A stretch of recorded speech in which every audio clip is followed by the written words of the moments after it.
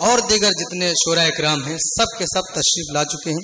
बस आपकी जिम्मेदारी है कि आप पूरी तरीके से मुशायरे को कामयाब करें।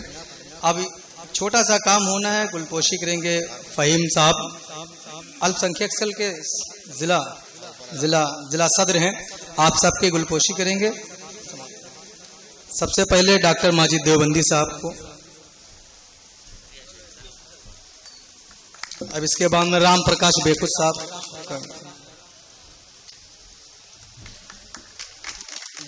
अब उस्मान मीनाई साहब को। तालियां नहीं भैया, तालियां नहीं, तालियां। अब इसके बाद में काबिर शुदुली साहब,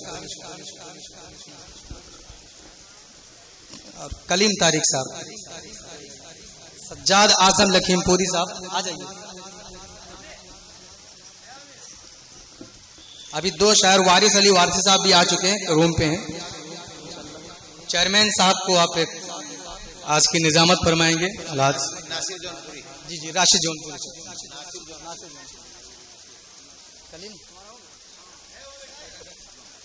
अब हमें पहना दीजिए भैया।